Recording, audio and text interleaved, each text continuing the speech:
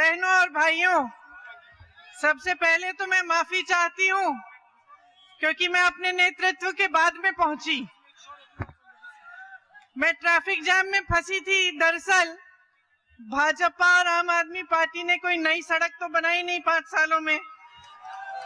अगर शीला जी की मैं मेट्रो ले लेती तो मैं 10 मिनट में पहुंच जाती। मैं जाम में फंस गई, तो आप सबसे माफी चाहती हूँ। देखिए, दिल्ली देश का दिल है। यहाँ देश भर से, देश के कोने कोने से लोग आते हैं। कोई काम ढूंढने आता है, कोई अपना काम लेकर आता है। आपने हमारी आजादी की लड़ाई लड़ी, हमारा संविधान बनाया। आप ही की मेहनत से ये देश बना है, इसकी नींव डली और ये मजबूत बना। ये एक बगीचा है और आप इसके बागबान हैं। इस बगीचे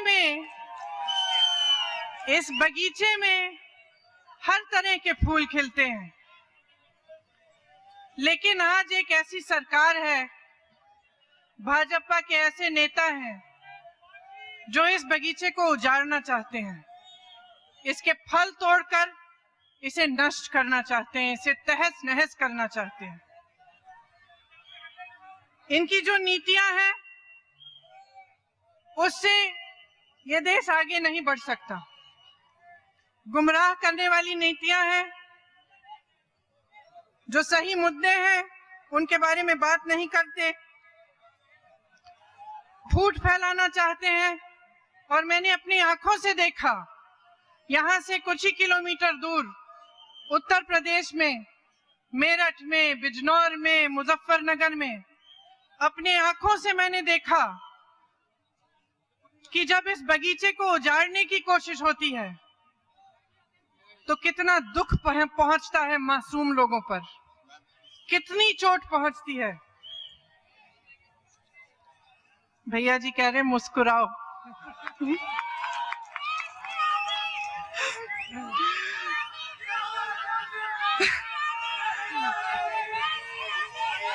तो जब मैं मेरठ, मुजफ्फरनगर, बिजनौर गई, वाराणसी गई, मैंने खुद अनुभव किया कि कितनी चोट पहुंची है इन नीतियों से।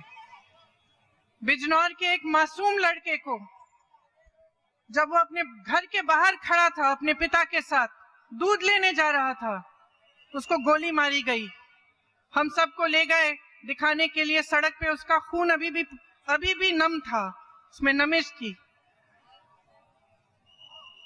मेरठ में गई, तमाम परिवार उजड़े हुए हैं। मुजफ्फरनगर में एक लड़की की शादी थी, रुकैया बेगम की शादी थी।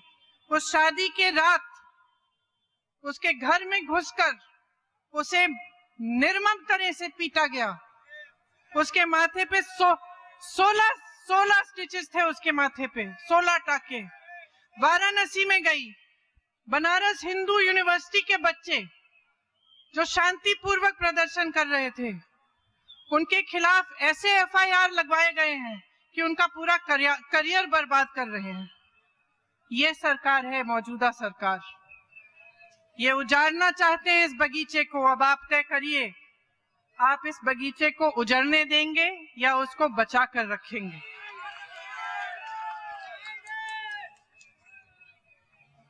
ये संविधान को नष्ट करना चाहते हैं, हिंसक बातें करते हैं, और जैसे जैसे चुनाव पास आता है तो ये बातें बढ़ती हैं।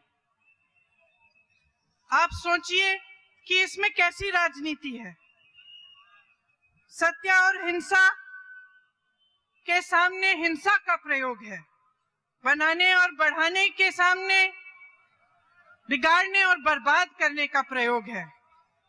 प्रधानमंत्री जी कई बातें बोलते हैं, बहुत मसले उठाते हैं। 5200 करोड़ रुपए उन्होंने सिर्फ इश्तिहारों पे खर्चे हैं। आपने आज सुबह का अखबार देखा? क्या देखा? अरे नहीं, मैं नहीं थी भैया उसमें। सबसे पहले पृष्ठ पर पूरा पृष्ठ भाजपा का इश्तिहार था, उसमें मोदी जी थे। अब आप अनुमान लगा सकते हैं कि इस एक पृष्ठ के इश्तिहार पे कितना खर्चा होता है। कितना? नहीं, 90,000 नहीं। कितना? 6 लाख भी नहीं, 30 लाख भी नहीं। आज मैंने पता किया कि भाई इस एक पृष्ठ के लिए कितना पैसा चलता है। 65 लाख रुपए, 65 लाख रुपए सिर्फ एक इश्तिहार के लिए। और भैया केजरीवाल जी भी कुछ कम नहीं है, अपनी पब्लिसिटी के लिए 611 करोड़ रुपए खर्चे हैं उन्होंने इस चुनाव में। एक ने 5200 करोड़ रुपए और दूसरे ने 611 करोड़ रुपए इश्तिहारों में। इसीलिए मोदी जी ये नहीं बताएंगे कि इनके शासनकाल में 45 साल से सबसे ज्यादा बेरोजगारी का दर क्यों बढ़ा है। ये नहीं बताएंगे कि 5 सालों में 3.5 करोड़ रोजगार कहाँ गए, घटे कैसे, ये नहीं बताएंगे। आपको ये नहीं बताएंगे कि LIC, BSNL, BPCL, रेलवेज क्यों बेच डाले। ये नहीं बताएंगे आपको कि हुनर की हत्या क्यों हो रही है इनके शासन में, कि GST नोटबंदी से किस तरह से उन्होंने दुकानदारों को मारा है, किस तरह से आपके बिजनेस को उजाड़ा है। ये भी नहीं बताएंगे कि ये जो इंडिया गेट के लिए योजना बनाई है, इसकी सुंदरीकरण के लिए इसमें 12,000 करोड़ रुपए खर्चने जा रहे हैं, लेकिन गरीब किसानों का बकाया क्यों नहीं दे रहे हैं। यहाँ पे अस्पताल क्यों नहीं बनाए दिल्ली में, जैसे मैंने कहा नई सड़कें क्यों नहीं बताई। इनके नारों से ही इनका स्वभाव पता चलता है। देश के हित में जो काम करते थे उनके नारे आपको याद होंगे। कैसे नारे थे? जय जवान जय किसान, युवा हूं मेरा एक सपना है, आराम हराम होता है, ये नारे थे। रोटी कपड़ा मकान, ये नारे थे। आज के नारे सुनिए, गोली मारो, खून से तिलक करो, बोली नहीं गोली से बात करो। ये क्या देश को जोड़ने के नारे हैं?